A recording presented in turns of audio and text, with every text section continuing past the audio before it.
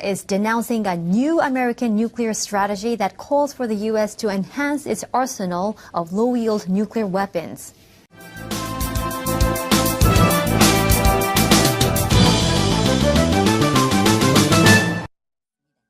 North Korea is only months away from obtaining the capability to hit U.S. territory with a nuclear weapon. This isn't the first time a U.S. official has warned of North Korea's nuclear capabilities. But the North responded this time by blaming Washington for escalating tensions, adding the U.S. is considering a preemptive strike against Pyongyang. All this happening in Geneva Tuesday at a UN-sponsored conference on disarmament. Robert Wood, a U.S. permanent representative to the Conference on Disarmament, who was especially vocal at the conference, called North Korea's peaceful actions before the Pyeongchang Winter Olympics nothing more than an act, stressing that the situation on the Korean Peninsula remains as volatile as ever. The situation on the Korean Peninsula has not changed. The regime continues work on its ballistic missile and nuclear programs. What I would call charm offensive, frankly, is fooling no one.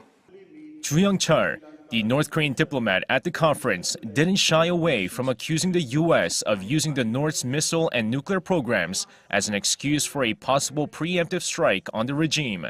U.S. officials, including Defense Secretary and the CIA Director, repeatedly talked about DPRK nuclear and missile threat to justify their argument for military option, and the new concept of so-called bloody nose limited preemptive strike on the DPRK is under consideration within the U.S. administration. Elsewhere, with the U.S. recently issuing its 2018 nuclear posture review, China's foreign ministry stated that Washington is hanging on to its Cold War mentality and that policy deviates from peace and development. Referring to the fact that the U.S. has the world's biggest and most advanced nuclear arsenal, Beijing's foreign ministry spokesperson Geng Shuang added the U.S. move to increase its nuclear power would lead to a global strategic imbalance. During a congressional meeting on Tuesday, U.S. Defense Secretary James Mattis voiced his concerns over the North's nuclear program, stating that its nuclear program is a threat to global security. Mattis added that along with North Korea, Russia and China have been advancing their nuclear programs, while the U.S. has remained the same.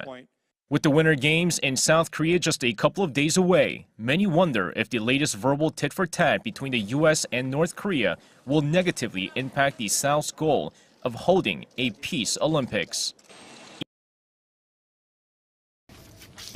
A spokesperson for the North Foreign Ministry's Institute of American Studies says the U.S. strategy is a declaration of war against the world.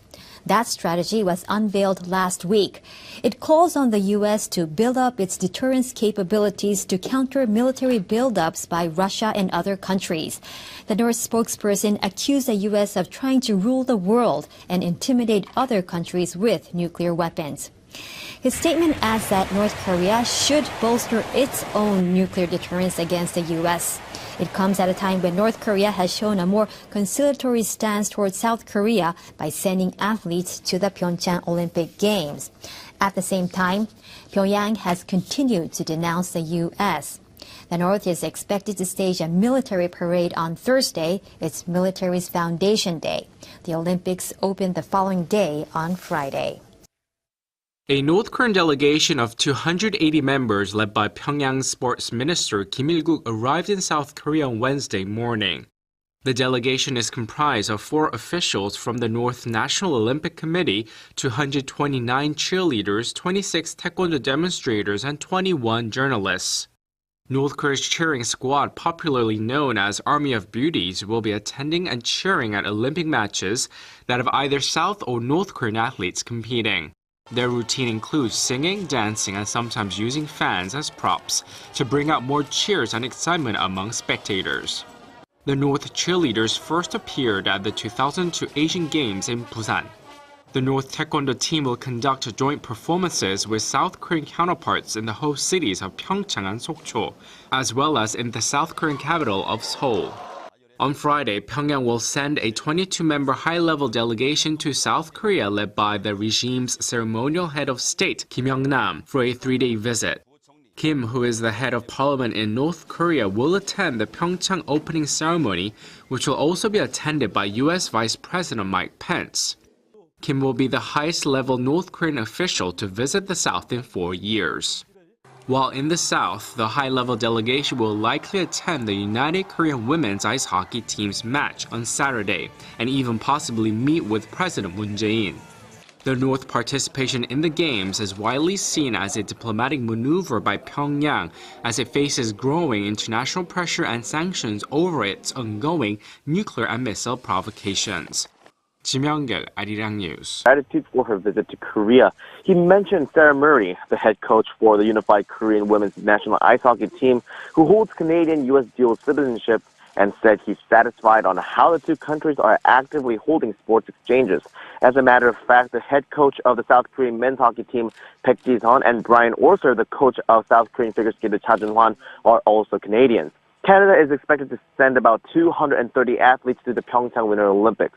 President Moon said Korea has been doing its best to prepare for the Winter Olympics and that he hopes it will be a very successful Olympic Games like the 2010 Vancouver Olympics.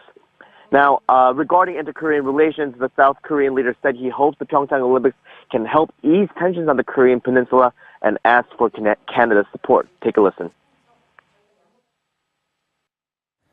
Thank you for your support of South Korea's position on the North Korean nuclear issue in Canada so far. I ask you to continue such support to ensure that the current momentum for dialogue will continue.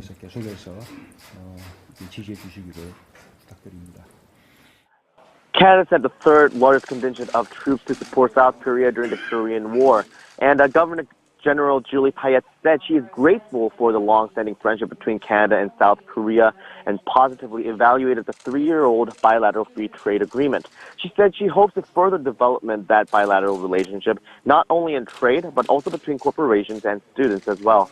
Payette, who is visiting Korea for the first time, is scheduled to attend the opening ceremony on Friday and watch several competitions during her stay. Later this afternoon, President Moon will have a meeting with the president of Lithuania. Mark? Commerce Department says the trade deficit, excluding services, rose to nearly $800 billion last year. That's up 8.1% from 2016. Officials cite a rise in auto imports on the back of robust consumer spending. The deficit with China also increased over 8% to $375 billion. Meanwhile, the figure with Mexico topped $70 billion, up more than 10%. The deficit with Japan inched up 0.1% to nearly $69 billion. Now, the amount with Germany fell 0.7% to about $64 billion. U.S. President Donald Trump is likely to step up pressure on China and other trade partners to address the growing trade imbalances. That would be ahead of the midterm congressional elections in November. And while guests from around the world are on their way to the host nation of the Winter Olympics, other countries in the region are pushing for more than just sports diplomacy.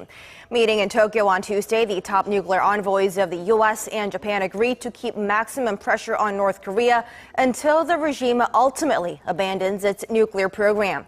Japan's foreign ministry said that while the two welcome the surprise breakthrough between the two Koreas for a successful Pyeongchang Olympic Games, they will continue to punish the regime through the implementation of UN Security Council resolutions. And on the same day in Moscow, the top diplomats of Russia and North Korea talked about their bilateral cooperation, marking the 70th anniversary of the diplomatic ties.